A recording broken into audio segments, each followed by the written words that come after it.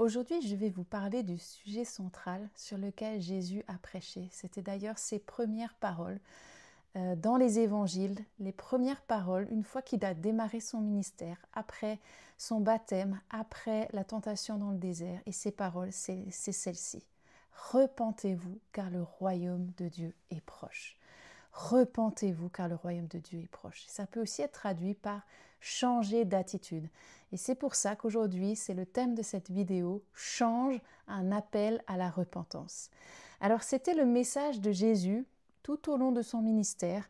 C'était celui de Jean-Baptiste qui ouvrait la voie à Jésus, mais c'était aussi celui des apôtres qui ont suivi Jésus. D'ailleurs, on voit le premier prédication de Pierre, une fois qu'ils ont été baptisés du Saint-Esprit, c'était « Repentez-vous ». Et c'est encore un message pour aujourd'hui.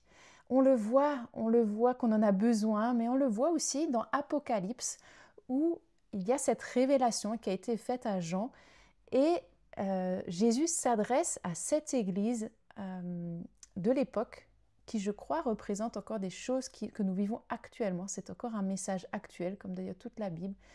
Et le message central de chacune de ces lettres à ces 7 églises, c'était « Repentez-vous ». Il y avait toujours quelque chose où il y avait un besoin de repentance. Donc c'est de quoi on va parler aujourd'hui. Peut-être que vous ne savez pas exactement ce que c'est la repentance, peut-être c'est un mot qui vous semble un gros mot, qui a été utilisé à tort et à travers. Peut-être que vous vous dites, mais c'est bon, je l'ai fait une fois, j'ai plus besoin de le faire. Mais on va un peu aller au fond des choses là pendant cette vidéo, et j'espère vraiment que ça va aussi vous éclairer. Alors la repentance, d'abord, pour bien poser les choses, c'est la première étape du salut. C'est la première étape pour venir à Jésus. Dans Marc 1, verset 15, Jésus dira « Le temps est accompli, le royaume de Dieu est proche, changez ou repentez-vous et croyez à l'évangile. » Donc il y avait deux choses à faire, il y avait changer et croyez à l'évangile. Donc il y a des étapes pour le salut, pour venir à Jésus dans notre conversion. Et une de ces étapes, et c'est la première, c'est la repentance. Et après, la foi en vient, ou peut venir en même temps, mais voilà, c'est deux choses différentes. Jésus dira aussi là-dedans, le royaume de Dieu est proche. Qu'est-ce que ça veut dire? Le royaume, c'est le territoire où un roi règne. Celui de Dieu, c'est là où Dieu règne. C'est là où ses lois s'appliquent. C'est là où lui, il est chef de ce royaume. Et avec la mort et la résurrection de Jésus, nous pouvons maintenant faire partie du royaume de Dieu. C'est une chose que nous avons aussi, nous recevons avec le salut, quand on donne notre vie à Jésus, nous devenons citoyens du royaume des cieux. Donc à l'époque, Jésus annonçait le royaume, et maintenant ce royaume est à portée de main. Nous pouvons faire partie de ce royaume. Donc c'est encore le temps pour aujourd'hui de nous repentir. Et il y a une dernière chose, avant qu'on rentre plus en profondeur dans la repentance, que j'aimerais noter, c'est que la repentance, elle est pour le salut. Oui, c'est notre première étape pour notre conversion, pour venir à Jésus. Si tu ne connais pas Jésus, mais si tu as envie de le connaître et de vivre avec lui, de lui donner ta vie, c'est une étape essentielle, la repentance, et nous allons voir ce que c'est. Mais je crois qu'il y a aussi, ça ne s'arrête pas au salut, et ça continue une fois qu'on est chrétien. On a encore besoin de repentance, de se repentir, et c'est un chemin vers la sanctification, donc c'est-à-dire vers la sainteté pour devenir de plus en plus saint. C'est quelque chose que nous faisons avec le Saint-Esprit qui nous convainc de péché dans notre chemin de sainteté. C'est à renouveler en fait. Donc on est sur un chemin de sainteté avec Dieu. La Bible nous dit que nous avons été rendus saints avec le sacrifice de Jésus. Son sang nous couvre et nous justifie, nous purifie de nos péchés, et nous sommes saints à ses yeux. Et d'ailleurs, il nous dit d'ailleurs que nous sommes déjà aussi, nous siégeons dans les cieux avec lui, mais sur la terre, nous sommes à la fois dans les cieux, à la fois sur la terre. C'est assez particulier, mais c'est ce que la Bible nous dit. Mais sur la terre, nous avons encore ce chemin. La réalité est que nous ne sommes pas parfaits, nous faisons encore des erreurs, nous péchons, et nous avons besoin de repentance. Et c'est comme ça aussi que nous avançons en sainteté de vie. Mais alors, c'est quoi la repentance? On va regarder premièrement les mots grecs que l'on trouve dans la Bible. Ce mot repentance vient du mot métanoïa, qui lui vient du mot métanoé. Mais les deux, vous verrez, veulent dire un peu la même chose. Et ce mot veut dire, métanoïa, changement de mentalité, changement d'intention, d'avis, changement d'esprit, dira métanoé, pour mieux, pour quelque chose de mieux. Et là, on comprend en fait on était quelque part et on choisit d'être ailleurs. Et j'aime beaucoup illustrer la repentance comme un 180. On est quelque part et on change de direction. Je suis dans le péché, je remarque que je le suis. Je décide de ne plus en être, j'ai envie de changer et je détourne la direction. Je me détourne du péché pour aller à Dieu. Mais dans ce changement d'avis, il y a autre chose. Métanoïa, donc c'est changement de mentalité, mais c'est aussi tristesse qu'on éprouve de ses péchés ou la douleur d'avoir offensé Dieu. Donc ça ne s'accompagne pas juste d'un truc intellectuel, de me dire « Ah punaise, là c'était peut-être pas bien », mais il y a vraiment quelque chose qui nous saisit dans notre cœur, dans notre être, où on se dit « Non, c'est pas possible, ça peut plus continuer ». Il y a une tristesse qui est là, parce que nous savons que nous attristons Dieu dans notre comportement, et ça devient trop lourd. Et c'est de là aussi que vient ce changement de direction, ce changement d'avis, cette repentance. Elle découle de cette tristesse, de ce sentiment. Et donc on comprend que ça doit se passer dans le cœur. Un changement qui ne va pas se faire dans le cœur, qui va juste être superficiel, il va durer un temps, mais il ne va pas durer longtemps. Parce que ça ne sera pas né de quelque chose de profond en vous. Alors, de quoi se repentir ? Pourquoi on a besoin de repentance finalement ? Alors là, il y aurait beaucoup de choses à dire, mais je pense que pour résumer ça, on pourrait dire que on se repent de tout ce qui n'est pas conforme à ce que Dieu désire pour nous. Alors ça peut être le péché sous toutes ses formes, mais ça peut aussi être la désobéissance envers Dieu, quand on s'éloigne de lui pour faire notre propre volonté. Et d'ailleurs, c'est ce qu'on voit tellement de fois dans l'Ancien Testament, dans le Nouveau aussi d'ailleurs, mais l'Ancien Testament c'est comme un pattern, c'est un cycle où le peuple de Dieu est avec Dieu, puis le peuple s'éloigne en désobéissant, en allant dans l'idolâtrie, dans les péchés, et puis Dieu envoie un juge, Dieu envoie un roi, Dieu envoie un prophète pour parler au peuple, pour que le peuple revienne à lui par la repentance. Et il y a aussi dans la parole de Dieu, dans les évangiles, plusieurs listes de comportements qui déplaisent à Dieu. Donc si vous ne savez pas et que vous voulez en savoir plus, eh ben, il y a ces listes qui sont disponibles à différents endroits. Et je vais vous en partager une que l'on trouve dans Colossiens 3, les versets 5 à 10. Et je vous lis. « Faites donc mourir tout ce qui dans votre vie appartient à la terre, c'est-à-dire l'inconduite, l'impureté, les passions incontrôlées, les désirs mauvais et la soif de posséder ou la cupidité, qui est une idolâtrie. Ce sont de tels comportements qui attirent la colère de Dieu sur ceux qui refusent de lui obéir. Et vous-même aussi, vous commettiez ces péchés autrefois, lorsqu'ils faisaient votre vie. Mais à présent, débarrassez-vous de tout cela, colère, irritation, méchanceté, insultes ou propos grossiers, qui sortiraient de votre bouche. Ne vous mentez pas les uns aux autres, car vous vous êtes dépouillés de l'homme que vous étiez autrefois avec tous ses agissements, et vous vous êtes revêtus de l'homme nouveau. Celui-ci se renouvelle pour être à l'image de son Créateur, afin de parvenir à la pleine connaissance. » Donc là, quand on lit ça, on peut que se dire « Mais punaise, moi je fais des choses comme ça. Moi je me mets en colère, moi je sais pas, voilà, vous avez vu la liste, l'irritation, méchanceté, insulte, ça peut être l'inconduite, l'impureté, les passions incontrôlées, toutes ces choses, on se dit, mais ça, c'est des choses que nous vivons encore en tant que chrétiens. Et donc, nous avons besoin de la repentance, nous repentir de ces actions. Et vous verrez que ça va plus loin que juste demander pardon. Et peut-être alors qu'on a lu cette liste, il y a des choses qui vous sautent aux yeux et vous vous dites « Oh punaise, ça c'est moi, c'est moi ça en fait ». Le Saint-Esprit vous montre, vous révèle. Et peut-être que c'est un temps aussi où vous allez être conduit à vous repentir pour ces choses et vous dire « Mais je ne veux plus continuer dans cette voie.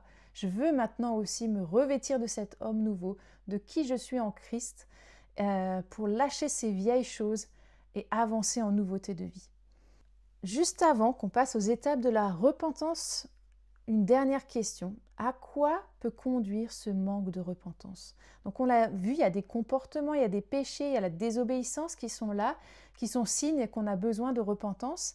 Et il y a d'autres fruits qui viennent alors qu'on ne s'est pas repenti. Donc non seulement tu vivras pas la vie abondante de Dieu, parce que tu gardes des choses et que tu t'es pas repenti.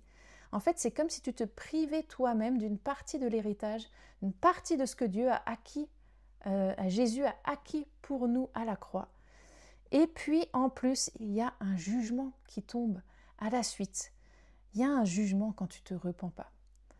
Nous savons que quand nous avons accepté Jésus, nous avons la vie éternelle. Ce jugement pour savoir si tu vas en enfer ou si tu passeras ta vie avec Dieu, ça c'est le premier des jugements. Et celui-là, si tu continues ta vie, toute ta vie à suivre Jésus, celui-là, tu sais que tu le passeras. C'est OK. Mais il y a un deuxième jugement, un jugement de tous nos actes qui définira comment nous vivrons notre vie pendant l'éternité. Et là, il y a des récompenses. Parce qu'on peut être sauvé en passant à travers le feu et que toutes nos œuvres peuvent être brûlées. La Bible nous en parle. Donc ça, c'est deux types de jugements. Donc il y a un jugement quand même qui vient quand on ne se repent pas. Donc ça conduit aussi à de l'amertume, à toujours être plus lié aussi dans ces choses et loin de Dieu, alors que Dieu est proche.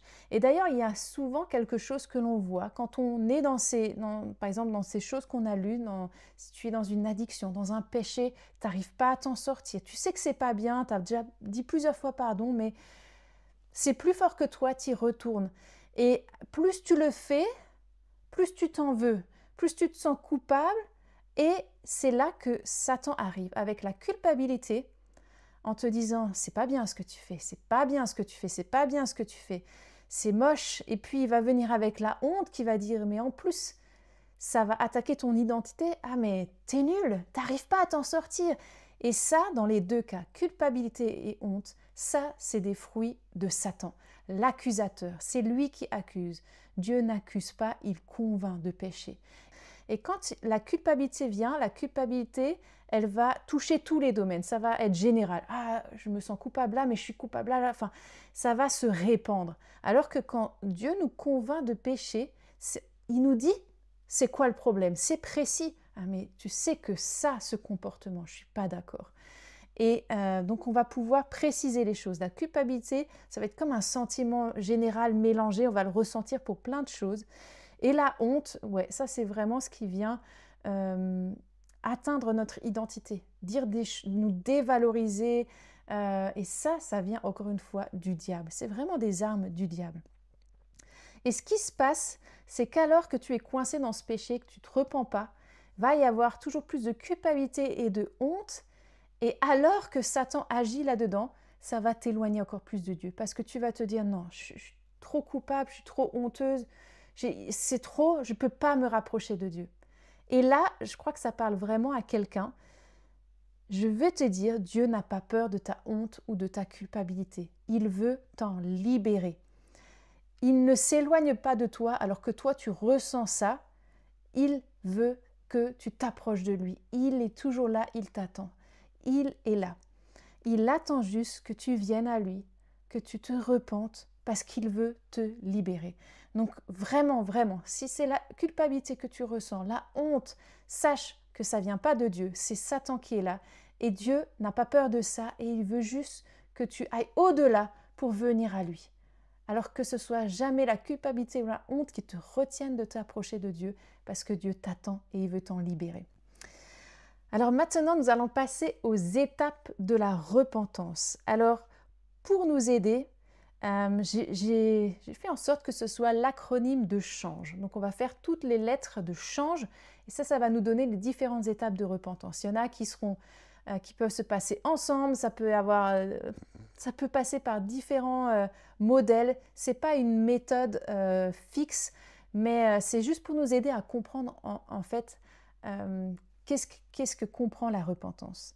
Alors la première étape pour le C de change, c'est conviction. En fait, c'est une prise de conscience qu'il y a quelque chose qui ne va pas. là, ça ne peut plus continuer comme ça. Ce comportement, ce péché, cette désobéissance, ça ne va plus. On l'a vu avant, il y a cette tristesse qui vient, ce remords qui vient, et on dit non, là, ça s'arrête maintenant, je n'en peux plus. D'ailleurs, c'est une étape que l'on vit aussi pour le salut. Il y a cette conviction, moi je sais que je l'ai vécu, cette conviction qu'à un moment donné, j'ai beau tout faire, j'ai beau tout essayer, je ne peux pas me sauver moi-même. Et j'ai cette conviction que je suis mauvaise, quoi que je fasse, que j'ai besoin de Dieu. Et ça, c'est la première étape du salut. C'est comme ça aussi qu'on s'approche de Dieu. Et c'est important à avoir cette conviction. La deuxième étape, donc le H de change, ce serait l'humilité. Dans ce processus de repentance, on a besoin d'avoir un cœur humble, un cœur qui reconnaît sa condition, comme on l'a vu plus tôt, c'est une attitude de cœur. Et en fait, c'est quelque part dire, ok, plus d'excuses maintenant, je prends mes responsabilités, plus d'excuses, plus de compromis, j'accepte ma responsabilité et je me place aussi dans la crainte de Dieu. Punaise, je suis devant Dieu et ça passe plus, ça peut plus passer maintenant ce comportement. Donc il y a cette humilité qui est là. La troisième étape, donc le A de change, c'est abandonner ses péchés. Donc là, ça va passer par deux choses, la confession. Donc ça, c'est une étape importante aussi. C'est le moment où tu vides ton sac en fait. Et ça, tu peux le faire devant Dieu. Mais je crois qu'à des moments, c'est bien aussi de le faire peut-être devant une personne de confiance. Un ami proche qui te comprendra, qui t'écoutera, qui ne te jugera pas. Et vraiment dire les choses parce qu'il faut que ça sorte des fois. Il y a des choses qu'on garde qui ne sont pas mises en lumière.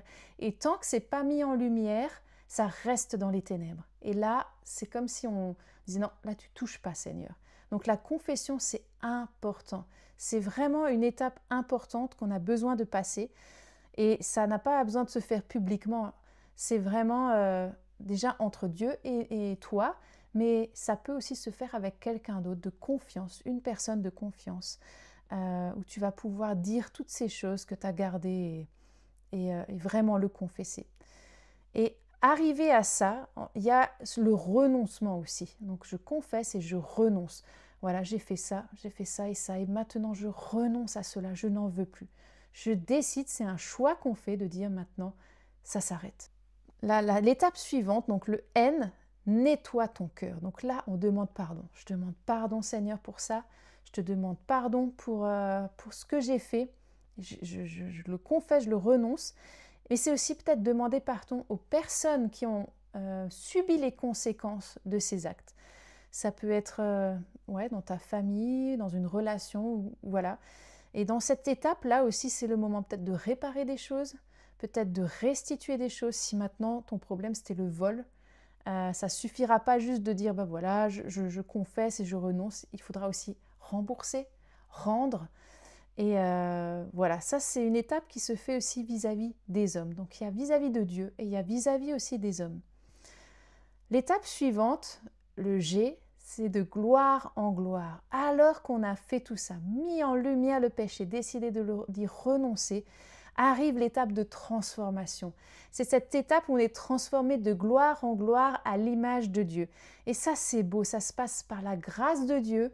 C'est un don qu'il nous fait, c'est par l'action du Saint-Esprit, parce qu'alors qu'on a amené les choses à la lumière, alors qu'on a relâché les choses entre les mains de Dieu, mais il peut agir en nous, il peut nettoyer tout ce qui découle de ces mauvais fonctionnements, de ces péchés, de cette désobéissance.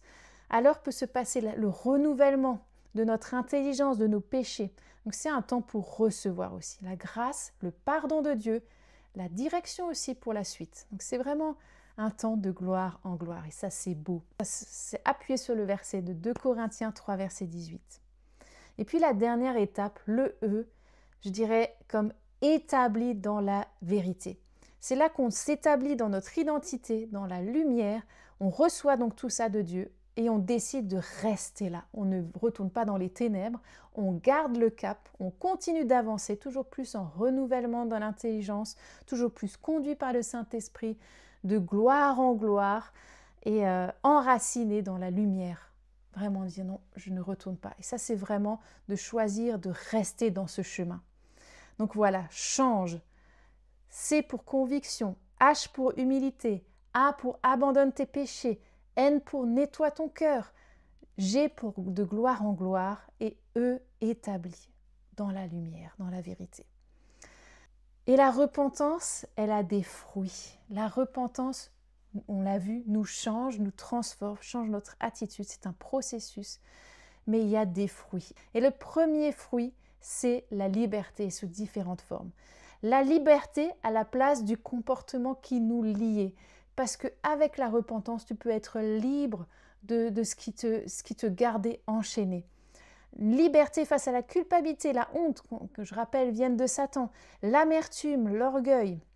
Une liberté parce qu'on abandonne le vieil homme, nos anciens comportements, nos anciennes passions, nos anciens esclavages, les choses que l'on gardait dans nos mains, à la place de les donner à Jésus.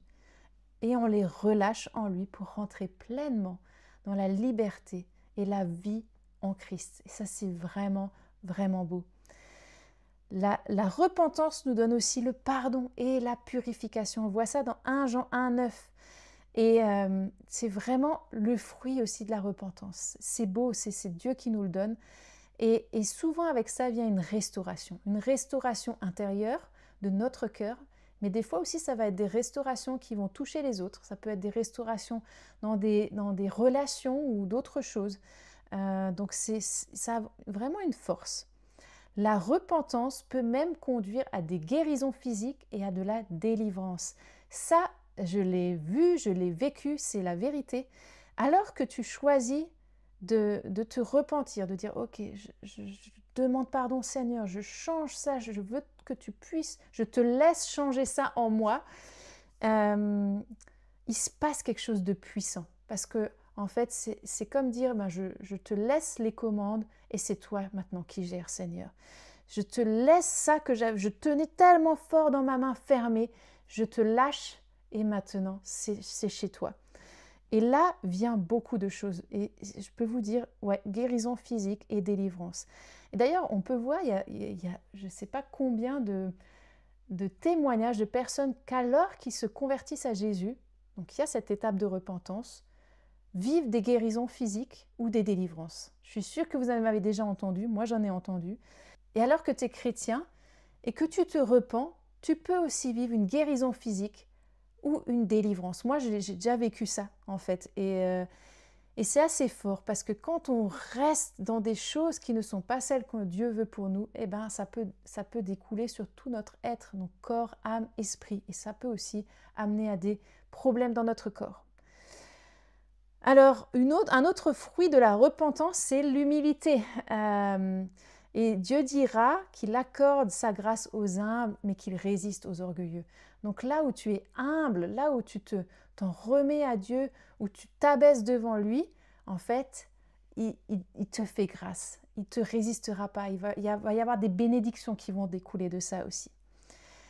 La repentance, en fait, c'est crucifier sa chair. C'est-à-dire là, non, je renonce à tout ce qui est charnel en moi, à toutes ces émotions, tout ce qui vient de l'âme, en fait, et je décide de les soumettre à l'esprit et à vivre par l'esprit de Dieu. Et en fait, c'est à ce moment-là aussi qu'on n'entrave plus l'action du Saint-Esprit. Parce que quand on n'est pas dans la repentance, quand on est dans la désobéissance, on entrave l'action du Saint-Esprit en nous.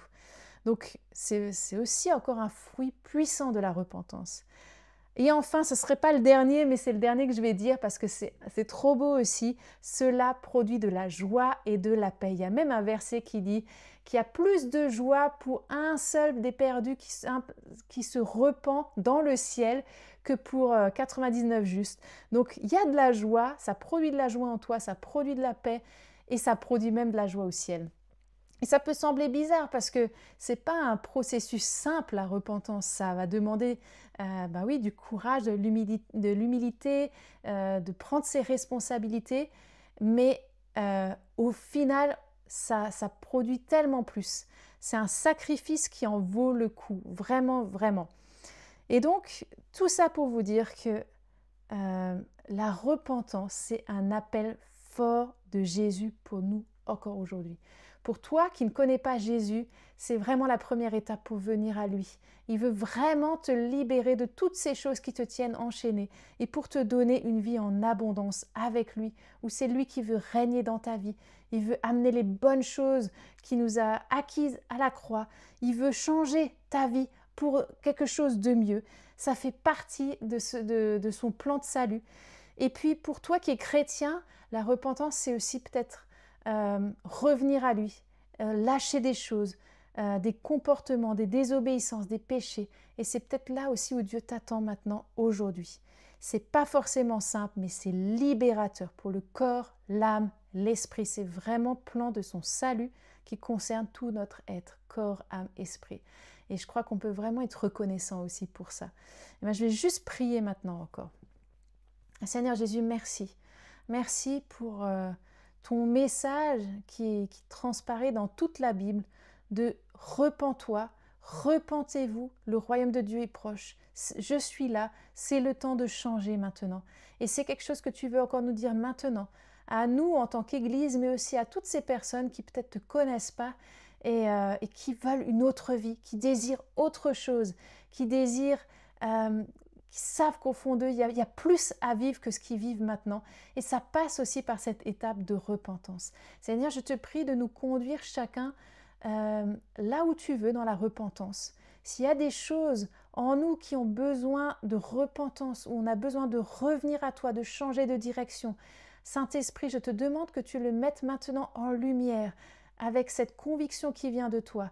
Merci Saint-Esprit parce que tu révèles les endroits, les choses où on a besoin de repentance et je te prie de nous donner la grâce aussi, le courage de le faire avec toi, de nous repentir, toutes ces étapes, de passer par la confession dans cette tristesse, Seigneur, aussi de purification, de recevoir le pardon, de transformation et de rester dans cette voie. Seigneur, je veux aussi m'opposer à tout ce qui est de l'ordre de la culpabilité et de la honte qui viennent de l'accusateur. Nous disons non à cela. Ne voulons pas être plongés là-dedans, ce qui nous éloigne de toi. Ce qui nous éloigne de toi vient jamais de toi. Mais Seigneur, vraiment, je prie que ce soit une sainte conviction, quelque chose qui est conduit par ton esprit et qui conduit à cette tristesse et non à cette culpabilité, cette honte. Seigneur, je te prie alors que des gens décident maintenant de venir à toi, de se repentir, que tu les conduises dans ce chemin de repentance, peut-être de chemin de salut, de conversion vers toi, qu'ils puissent être accueillis dans ta famille, recevoir tout ce que tu veux donner aussi, tout ton héritage qui vient alors que nous entrons dans ton royaume. Et merci Seigneur, parce qu'il y a tellement en toi, il y a tellement plus. Merci pour la repentance, cette possibilité de toujours changer et de revenir à toi. C'est aussi ta grâce qui le permet, ta miséricorde. Et ouais, merci parce que tu n'es pas juste un Dieu qui juge, tu juges, mais tu n'es pas un Dieu méchant et dur qui dit là c'est fini, là ça une fois de trop je peux plus. Tu n'es pas comme ça, tu nous attends et tu es toujours dans la grâce envers nous. C'est incroyable, en vrai, c'est extraordinaire et je te remercie pour cela.